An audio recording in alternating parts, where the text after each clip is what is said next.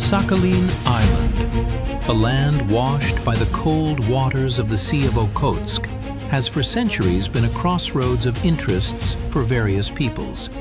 But for Russia, this distant eastern outpost always held a special significance. The first Russian explorers appeared here as early as the 17th century, and by the 19th century, the island became an integral part of the Russian Empire. However, fate decreed otherwise. The defeat in the Russo-Japanese War of 1904–5 led to the tragic division of the island. The southern part of Sakhalin, rich in natural resources and strategically important, ended up in the hands of Japan. Thus, Kharamitog Prefecture appeared, a Japanese colony on historically Russian land. 40 years of Japanese occupation changed the face of the southern part of the island. The Japanese built cities, laid roads, developed industry. But for Russia, the loss of these territories remained an unhealed wound. When in August 1945 the Soviet Union entered the war against Japan, the return of southern Sakhalin became one of the priority tasks. This was not just a military operation. It was the restoration of historical justice, the return home of a severed part of Russian land. By the summer of 1945, the world political map had undergone cardinal changes. Nazi Germany had capitulated, and the banner of victory already waved over the defeated Reichstag. But on the other side of the Eurasian continent, militaristic Japan continued its fierce resistance. Despite its critical situation, the Japanese leadership rejected all surrender proposals, preparing for the defense of the metropolis and the retention of captured territories. As early as February 1945, at the Yalta Conference, the leaders of the three great powers, the Soviet Union, the United States, and Great Britain, reached crucial agreements. Stalin pledged to enter the war against Japan 2 to 3 months after Germany's surrender. In return, the Allies recognized the USSR's rights to the return of the southern part of Sakhalin and the Kuril Islands, territories lost by Russia after its defeat in the war with Japan at the beginning of the 20th century. For the Soviet Union, the return of these lands had not only historical, but also strategic significance. Southern Sakhalin and the Kuril Ridge formed a natural defensive line, protecting the country's far eastern borders. Control over these territories allowed the Sea of Okhotsk to be transformed into an internal reservoir of the USSR, ensuring the security of sea communications and creating a reliable springboard for the defense of Primoria, Khabarovsk Krai, and Kamchatka. The Japanese perfectly understood the strategic importance of Kharamitog, as they called southern Sakhalin, and turned it into a powerful military outpost. Naval bases, airfields, and fortified areas capable of deterring any offensive from the north were located here. Kharamitog Prefecture was not just a colony, it was a key element of the Japanese Empire's defensive system, covering the approaches to its heart.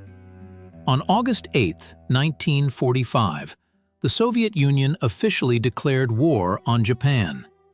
The statement of the Soviet government emphasized that this step was aimed at the speedy end of World War II, the liberation of the peoples of Asia from Japanese oppression, and the return of territories severed from Russia. The next day, a powerful grouping of Soviet troops launched an offensive along the entire front, from Transbaikalia to Primoria.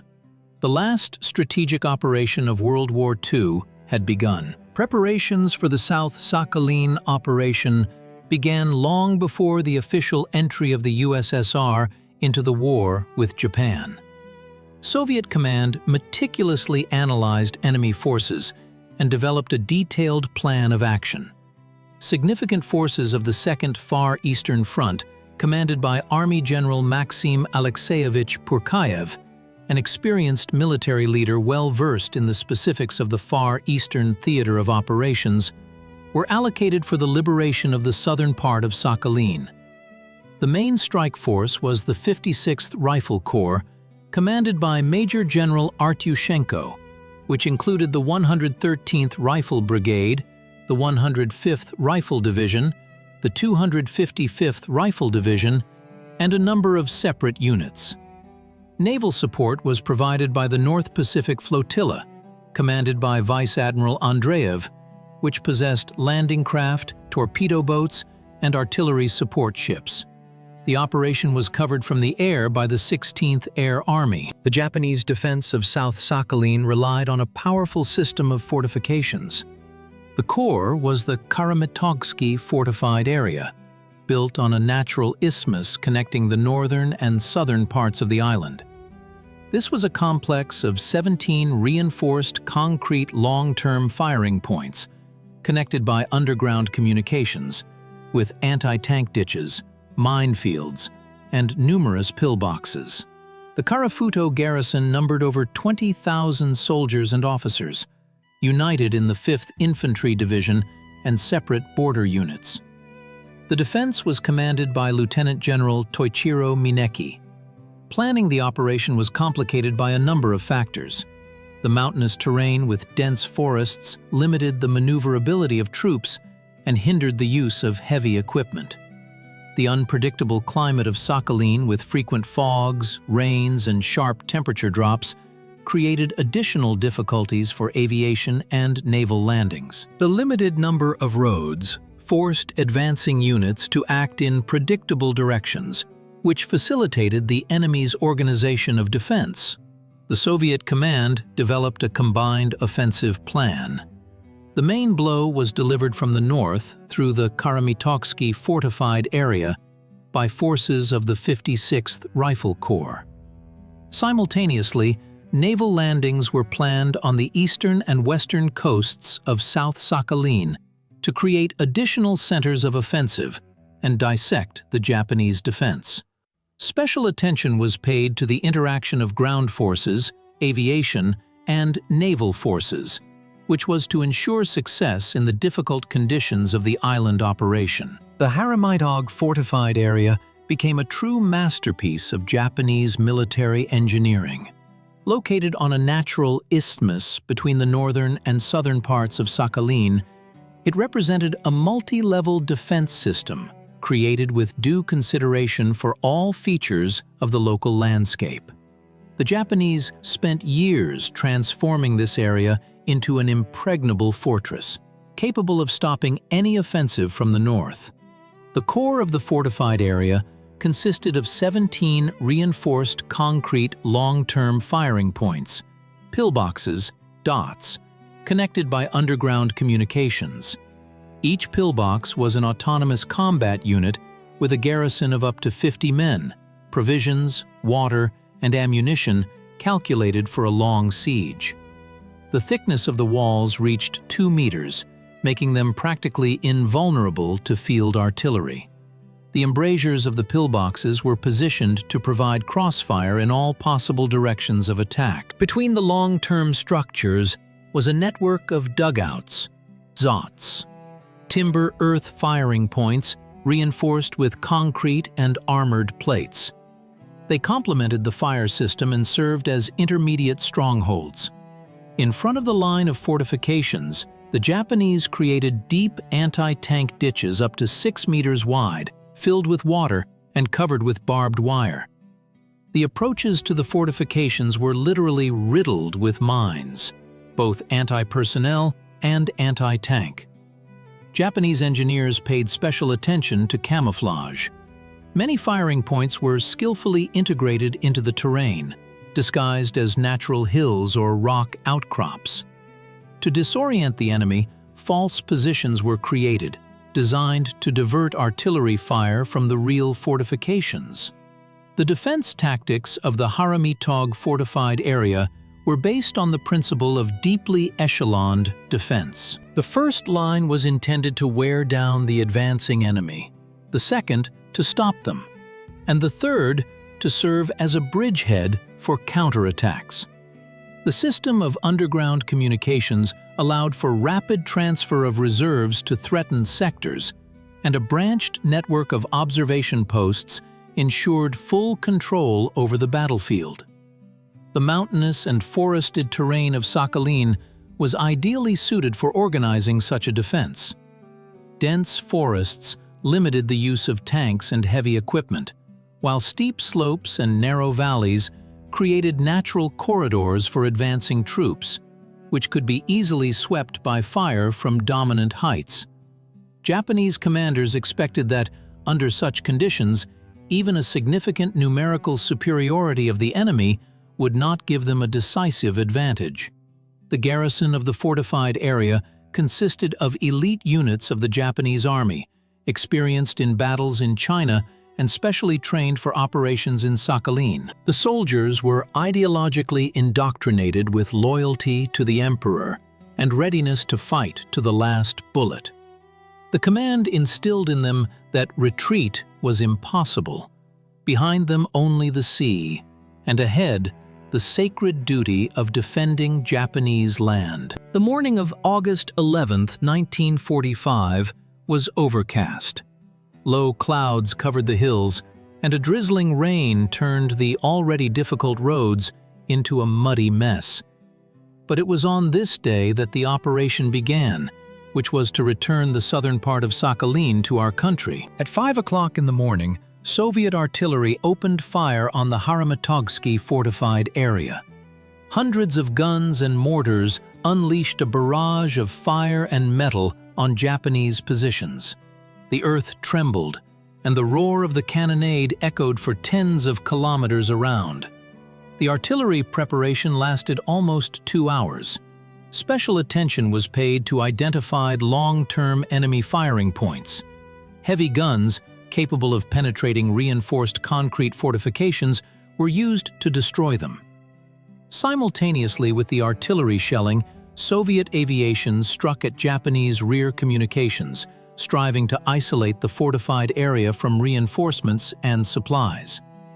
At 7 o'clock in the morning, units of the 113th Rifle Brigade, under the command of Colonel Zakharov, went on the offensive. Assault groups, reinforced by sappers and flamethrowers, moved forward. They made passages in minefields and wire obstacles, ensuring the advance of the main forces. The Japanese offered fierce resistance. From the surviving pillboxes and dugouts, they maintained dense machine gun and mortar fire, trying to stop the offensive. Especially heavy fighting unfolded in the central sector, where the most powerful fortifications were located. Here, the advance of Soviet troops slowed down, and the command was forced to commit additional forces. Engineering units played a key role in breaking through the defense. Sappers, under enemy fire, cleared passages, placed explosive charges at the embrasures of pillboxes, and built crossings over anti-tank ditches.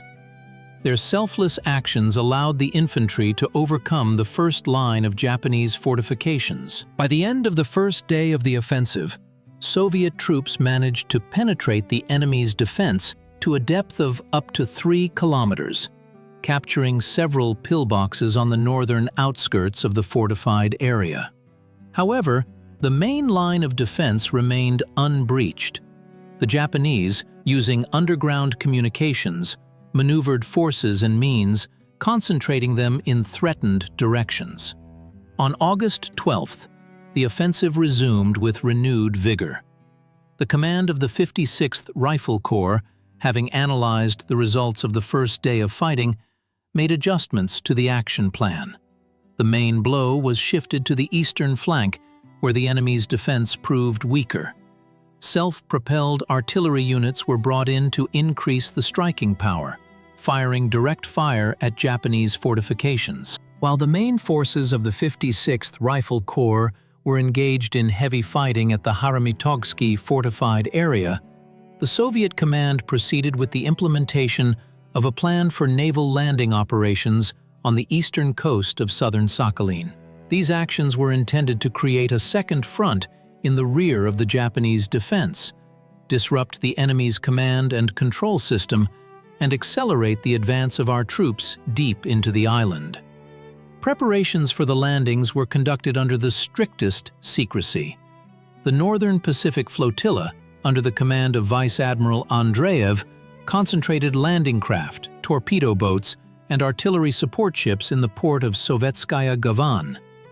The Marines intensively trained in landing on unprepared coastlines, practicing actions in surf conditions and on rocky shores. On August 16, 1945, at 6 o'clock in the morning, the first landing was made in the port of Toro, modern Shakhtersk. A detachment of ships under the command of Captain First Rank Leonov delivered a battalion of Marines led by Major Trefilov and a company of submachine gunners to the shore. Before the landing, naval artillery unleashed a barrage of fire on the Japanese coastal fortifications, suppressing the main firing points. Despite the fog and heavy surf, the landing party managed to quickly establish a foothold on the shore and began to advance deeper into the port. The Japanese garrison, not expecting an attack from the sea, was disorganized. After a short but fierce battle, the port was captured. Warehouses with food and ammunition, as well as several serviceable vessels, fell into the hands of Soviet troops. The success in Toro inspired the command to conduct a larger-scale landing operation. On August 20th, a landing was made in the port of Esutoru, present-day Uglagorsk, an important transport hub on the eastern coast. This operation involved 2 battalions of Marines, reinforced with artillery and anti-tank weapons. The landing in Esutoru took place under more difficult conditions. The Japanese, having received information about the landing in Toro, strengthened the port's defenses. The shore was swept by machine gun fire, and minefields were laid at the approaches to the piers. However, the skill of Soviet sailors and effective air support made it possible to overcome the enemy's resistance. A distinctive feature of the landing operations on the eastern coast was the close interaction of different branches of service. Aviation not only carried out bombing raids on enemy fortifications, but also conducted reconnaissance and adjusted the fire of naval artillery. Torpedo boats provided cover for the landing craft from possible attacks by Japanese ships, while minesweepers cleared the approaches to the shore. The capture of the ports of Toro and Esutoru was of strategic importance for the entire southern Sakhalin operation. The Japanese defense was cut into several isolated pockets, which complicated the maneuver of reserves and the supply of garrisons. The landings created bridgeheads for further advance along the eastern coast towards the administrative center of the Japanese prefecture of Karafuto, the city of Toyohara. Sakhalin greeted the Soviet soldiers with all the harshness of its temper. August is traditionally a warm month even on this northern island, but 1945 seemed to test the resolve of the advancing troops. Thick, almost tangible fogs enveloped the hills, turning familiar landmarks into blurry silhouettes and making aviation work practically impossible. Reconnaissance flights were often canceled, and bombers and attack aircraft that took to the air frequently returned with unfulfilled missions. Targets simply couldn't be distinguished in the milky shroud. Frequent rains turned the already scarce roads into a muddy mess. Heavy equipment skidded, got stuck in the soggy ground, and its evacuation required incredible efforts from sapper units. Soldiers had to carry weapons, ammunition, and provisions on their backs along washed-out paths, overcoming steep ascents and descents. The sharp temperature fluctuations characteristic of Sakhalin's climate created additional difficulties. During the day, under the scorching sun, soldiers in thick woolen uniforms suffered from heat and thirst, while at night the temperature could drop almost to zero, making them shiver from the cold. It was especially hard for the wounded awaiting evacuation in the open air. But Soviet troops showed an amazing ability to adapt to these harsh conditions. The command promptly adjusted plans, taking weather factors into account. Reconnaissance groups learned to navigate in the fog by sounds and smells. Artillerymen developed methods of firing from covered positions without visual observation of targets. To overcome swampy areas, sappers built plank and branch flooring, improvised corduroy roads. Marines participating in landing operations prepared waterproof shelters for weapons and communication equipment in advance.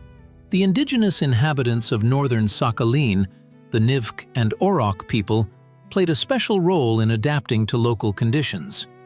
Acting as guides, they showed Soviet troops little-known paths around Japanese fortifications, taught them to recognize signs of an approaching storm or fog, and find sources of clean water in the forest. On August 16, 1945, Soviet troops reached one of the key strongholds of the Japanese defense, the settlement of Khotan, modern Pobedino.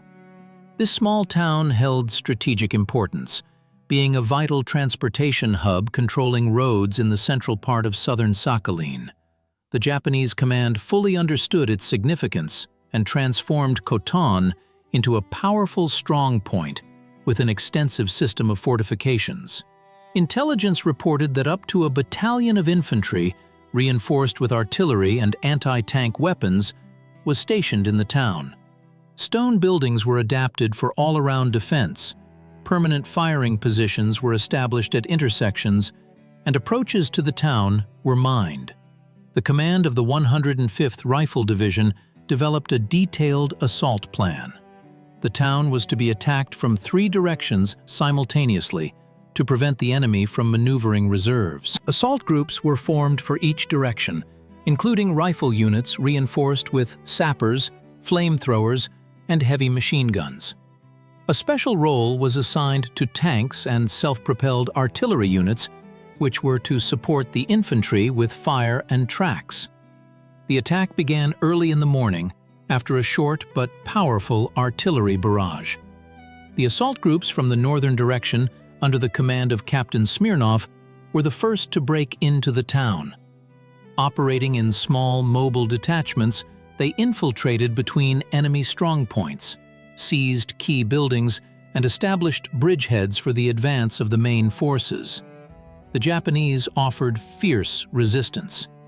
Targeted fire was directed at the advancing troops from basements and attics, and from the upper floors of administrative buildings. Swift but bloody skirmishes erupted in the streets. Snipers from both sides hunted each other, turning the urban landscape into a deadly chessboard. The turning point came when tanks of the 35th Separate Tank Regiment broke into the town. Maneuvering between buildings, they destroyed enemy firing positions with direct fire, crushed anti-tank guns with their tracks, and cleared a path for the infantry. The crew of a T-34 tank, commanded by Lieutenant Petrov, particularly distinguished themselves. Breaking through to the city center, they destroyed 3 anti-tank guns and demolished the command post of the Japanese garrison. By the evening of August 16th, most of the town had been cleared of the enemy. The remaining Japanese units retreated to the southern part of Khotan, where they attempted to organize a defense around the railway station.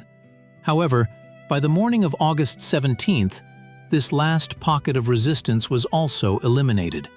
In the battles for Khotan, Soviet troops demonstrated high tactical skill. The skillful interaction of infantry, tanks, and artillery, the flexible tactics of the assault groups, and the effective use of the urban landscape ensured the success of the operation with relatively small losses.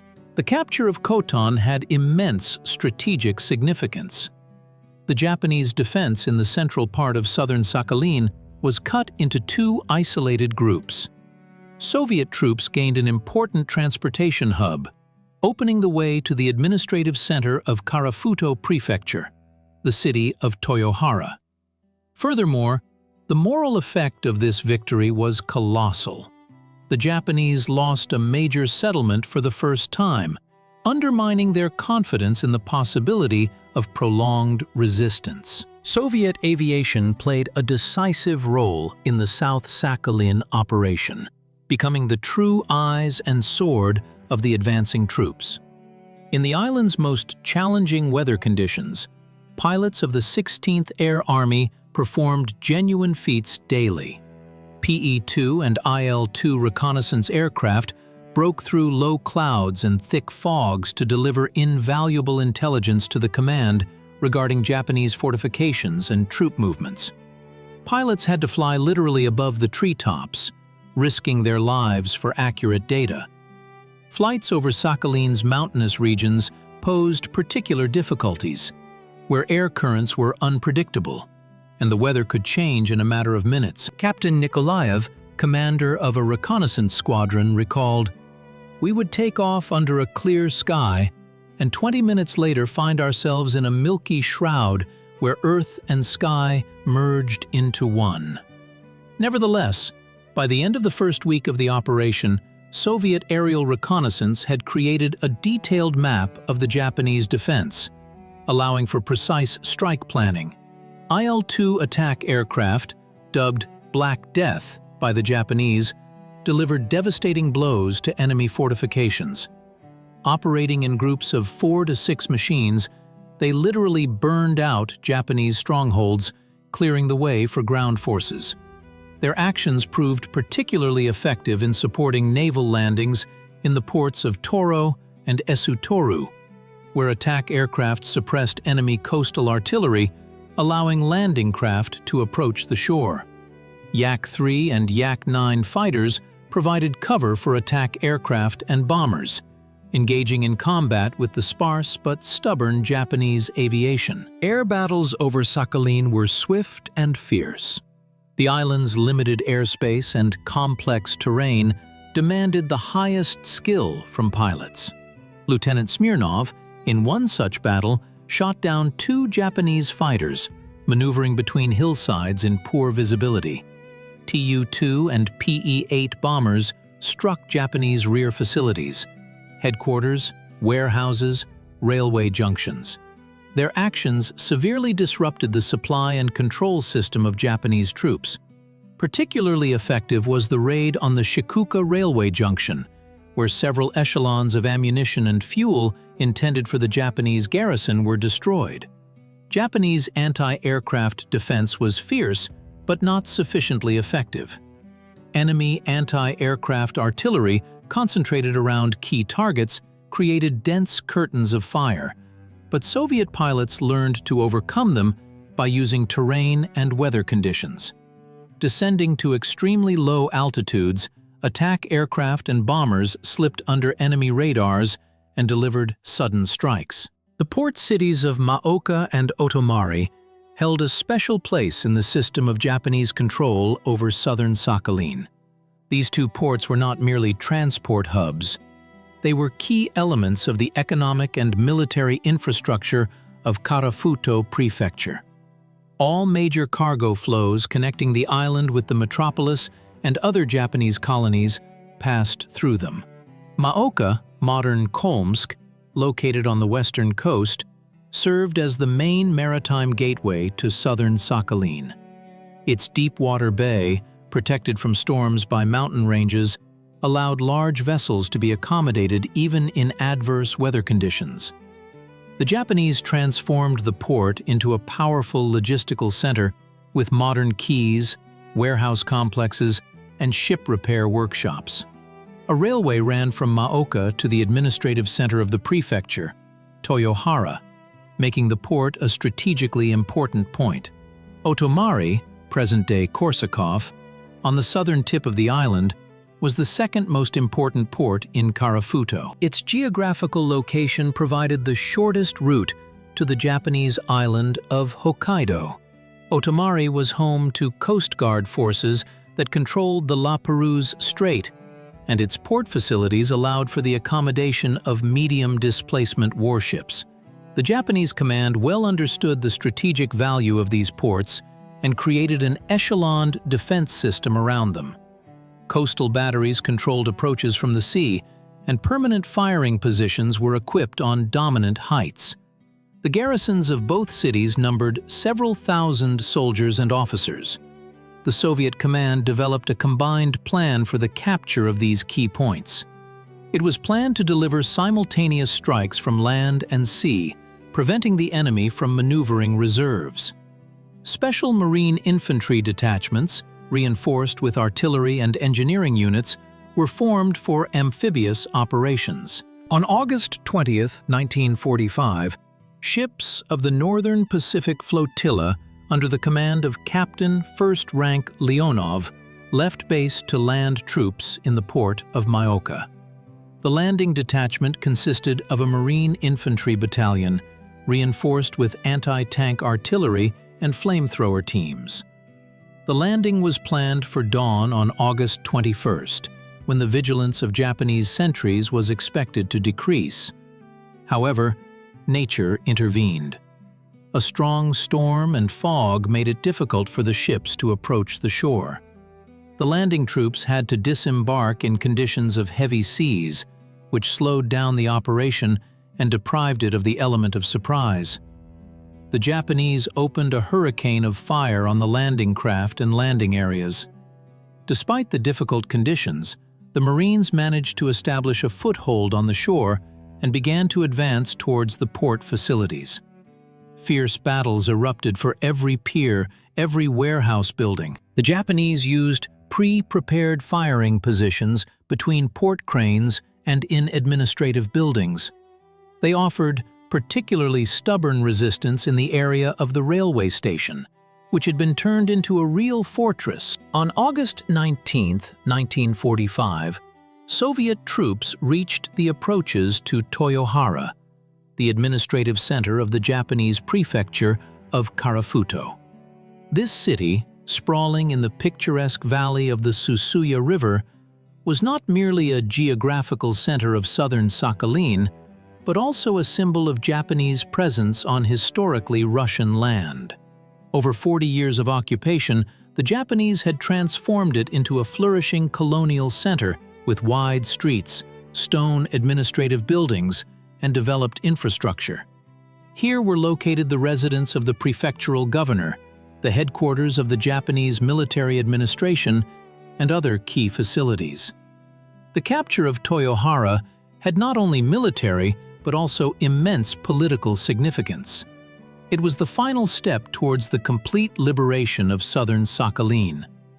The Japanese command fully understood the symbolic value of the city and prepared a powerful defense. On the dominating heights, long-term firing positions were equipped, covering all approaches to the city. In Toyohara itself, many stone buildings were converted into strongholds with embrasures and machine gun nests. The basements of administrative buildings were connected by underground passages, allowing defenders to maneuver forces while remaining invulnerable to artillery fire. The command of the 56th Rifle Corps developed a detailed assault plan. The city was to be attacked from 3 directions simultaneously, from the north, east, and west. This approach was intended to disperse the defending forces and prevent them from concentrating reserves in threatened areas. The main strike was launched from the north by forces of the 105th Rifle Division, which by that time already had experience in urban combat in Kotone. From the east, the 113th Rifle Brigade advanced, and from the west, elements of the 255th Rifle Division. On the morning of August 20th, after powerful artillery preparation, Soviet troops launched an offensive. Forward detachments, reinforced by tanks and self-propelled guns, swiftly overcame the outposts and broke into the outskirts of Toyohara. The Japanese offered fierce resistance. Particularly stubborn battles flared up for the railway station and the adjacent area. Here, the Japanese created a powerful defensive node with numerous firing positions. Soviet assault groups had to literally gnaw through the enemy's defense, clearing house by house, block by block. A key role in breaking through the Japanese defense was played by the tank crews of the 35th Separate Tank Regiment. Their T-34s, maneuvering between buildings, destroyed enemy firing positions with direct fire, crushed anti-tank guns with their tracks, and paved the way for the infantry. The tank crew, commanded by Senior Lieutenant Krasnov, particularly distinguished itself, destroying 3 Japanese anti-tank guns and crushing several machine gun nests in street combat. By the end of August 20, Soviet troops controlled the northern and eastern parts of the city, including the railway station and the industrial area. However, the city center with its administrative buildings remained in Japanese hands. Here, the defense was led by the commander of the Japanese garrison himself, Major General Iwao Oyama. He ordered his soldiers to fight to the last bullet, turning every building into a fortress. On the morning of August 21st, the assault resumed with renewed vigor. The Soviet command, aiming to minimize losses and preserve urban infrastructure, employed a tactic of infiltration. Small assault groups, using breaches in walls and underground communications, penetrated the rear of the Japanese defense and attacked strongholds from unexpected directions. This tactic brought success. By noon, the City Hall and police headquarters buildings were captured. By August 1945, more than 400,000 people resided in southern Sakhalin, the majority of whom were Japanese colonists. Over 4 decades of occupation, the Japanese government actively stimulated the resettlement of its citizens to these territories, creating an entire system of benefits and preferences for the colonists. Alongside the Japanese, indigenous peoples also lived here, the Ainu, Nivk, and Oroks, who found themselves in the position of second-class citizens on their ancestral land. The Soviet command, when planning the South Sakhalin Operation, paid particular attention to humanitarian aspects. Detailed instructions for dealing with the civilian population were developed, which strictly regulated the actions of military personnel. The main principle was a clear distinction between Japanese military personnel and civilians, regardless of their nationality. Before the start of active hostilities, Soviet aviation scattered leaflets in Japanese over Japanese settlements, calling on the civilian population to leave the zone of impending battles and head to specially designated safe areas. Appeals to civilians explaining the evacuation procedure were broadcast through loudspeakers. For the indigenous population, special commissions were created with the participation of representatives of the peoples of northern Sakhalin, who helped establish contact with the Ainu, Nivk, and Oroks of southern Sakhalin. They were explained that the Soviet army had come to liberate them from Japanese colonial oppression. In each advancing unit, officers responsible for working with the civilian population were appointed. They coordinated the evacuation of civilians from the combat zone, organized temporary shelters and medical aid points. Special attention was paid to children, women, and the elderly. The psychological impact of the Soviet offensive on the civilian population was ambiguous. Japanese colonists, raised on militaristic propaganda, initially experienced panic fear of the Red Barbarians. Many families, fearing reprisals, committed group suicides. To prevent these tragedies, the Soviet command organized a demonstrably humane treatment of the first groups of evacuated Japanese, showing that civilians had nothing to fear. Among the indigenous population, mixed feelings prevailed, from caution to hope for liberation from the discriminatory policies of the Japanese authorities. Many Ainu and Nivk, remembering kinship ties with their tribesmen in northern Sakhalin, saw the Soviet troops as liberators. In the liberated settlements, commandants' offices were immediately established, which took on the functions of maintaining order and ensuring vital activities. Food supplies were organized, and water and electricity systems were restored. For Japanese children left without parents, temporary shelters with Japanese-speaking staff were created. The situation was particularly difficult in the city of Toyohara, where the largest number of civilians resided. During the storming of the city, Soviet troops tried to minimize the destruction of residential areas, concentrating strikes on military targets. This allowed the urban infrastructure to be preserved and mass casualties among civilians to be avoided. On August 23, 1945, a historic announcement was broadcast. Emperor Hirohito of Japan, whose voice most Japanese heard for the first time, declared the country's surrender. This unprecedented act, where the quote-O himself admitted defeat, shook the foundations of the Japanese worldview. For the garrison of southern Sakhalin, this meant the end of resistance. That same evening, the Japanese command sent parliamentaries to the headquarters of the 56th Rifle Corps with a proposal for a ceasefire. Major General Artyushenko, the corps commander, personally received the Japanese delegation. During the negotiations, the terms of surrender and the procedure for laying down arms were agreed upon. Japanese troops were instructed to gather at specified points, lay down their weapons, and await further orders from the Soviet command. On the morning of August 24th, the mass surrender of Japanese troops began. Columns of soldiers in neat uniforms, with inscrutable faces, emerged from the forests, descended from the mountains, and headed towards the assembly points. Many officers wore their decorations, demonstrating their honor even in defeat. The ceremony of laying down arms proceeded in strict accordance with Japanese traditions. Each soldier carefully laid down his weapon, bowed to it as if bidding farewell to a loyal friend, and only then stepped aside.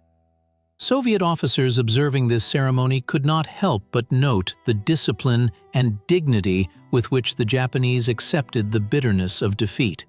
Special camps were organized for receiving prisoners. The Soviet command strictly monitored compliance with international conventions on the treatment of prisoners of war. The Japanese were provided with normal living conditions, medical care, and regular food. However, not all Japanese servicemen obeyed the emperor's order. Isolated groups of fanatical officers and soldiers refused to acknowledge defeat. They retreated into the mountains and forests, intending to continue the fight or commit ritual suicide. Especially stubborn resistance was offered by a group of officers under the command of Major Takahashi in the area of Mount Kamuikotan. Barricaded in a mountain shelter, they rejected all surrender proposals and opened fire on anyone approaching their positions. The Soviet command, seeking to avoid unnecessary bloodshed, sent Japanese officers who had already laid down their arms to them. The parliamentaries tried to convince their compatriots of the futility of further resistance, but were met with gunfire. Only after a 3-day siege, when the irreconcilable ran out of water and food, did they choose to commit ritual suicide rather than surrender. Another group of Japanese soldiers under the command of Lieutenant Yamamoto attempted to break through to the coast, hoping to seize fishing boats and escape to Hokkaido. They were intercepted by a reconnaissance unit of Soviet Marines. In a short but fierce battle, most of the Japanese were killed, and the few survivors were taken prisoner. By August 25th, organized resistance in southern Sakhalin had completely ceased. Soviet troops controlled all settlements, ports, and communications. Red flags were hoisted over the administrative buildings of the former Japanese prefecture of Kharamitog. The operation to liberate the historically Russian land was completed. The South Sakhalin Operation became a model of the complex application of various branches of the armed forces in challenging geographical and climatic conditions. Soviet command demonstrated high skill in strategic planning, successfully organizing the offensive with due regard for all peculiarities of the island theater of operations. Particularly noteworthy is the combination of a frontal assault through fortified enemy positions with flanking amphibious operations, which allowed for the dissection of Japanese defenses and deprived them of their integrity. The effectiveness of the tactical solutions employed is confirmed by the pace of the offensive. Despite powerful fortifications and fanatical enemy resistance, Soviet troops liberated South Sakhalin in just 2 weeks, from August 11th to 25th. For comparison, amphibious operations of similar scale by the Allies in the Pacific often took months. An analysis of the ratio between planned and actual results of the operation shows a high degree of realization of the initial concept. The Soviet command managed to achieve all set objectives within the established time frame. The only significant deviation from the plan was the longer-than-expected resistance of Japanese troops in the Kharamitog fortified area, which necessitated an adjustment of the timelines for subsequent stages of the operation. Casualties on both sides also testify to the effectiveness of the chosen strategy. Soviet troops lost about 2,000 killed and wounded, which is less than 10% of the total forces involved. Japanese losses were significantly higher, about 10,000 killed and wounded, with another 18,000 surrendering. Such a casualty ratio, 1:5, is exceptionally favorable for the attacking side, especially considering the assault on fortified positions. The South Sakhalin Operation had a number of unique aspects that set it apart from other amphibious operations of World War II. First and foremost, it was the successful application of naval landing tactics under conditions of a complex coastline and unfavorable weather. Soviet sailors and Marines developed special methods for landing on unequipped shores amidst heavy seas and limited visibility, which significantly expanded the capabilities of amphibious operations. Another unique aspect was the effective use of terrain. Unlike many Pacific islands with their flat coastal areas, Sakhalin is predominantly a mountainous territory with dense forests. The Soviet command managed to turn these features from obstacles into advantages, using mountain ranges and forest tracts for covert maneuvering and sudden strikes on the enemy's flank and rear. The return of southern Sakhalin to our country in August 1945 was an act of historical justice. It was not just a military victory, it was the correction of past mistakes, the return of historically Russian lands to their native harbor.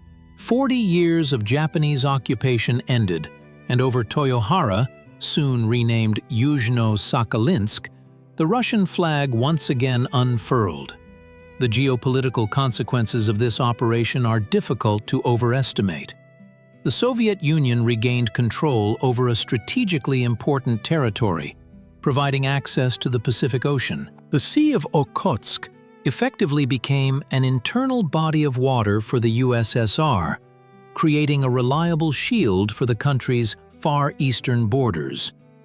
The natural riches of southern Sakhalin, oil, coal, timber, fish resources, once again began to work for the benefit of our people. The international legal consolidation of the results of the South Sakhalin Operation occurred at the San Francisco Peace Conference in September 1951.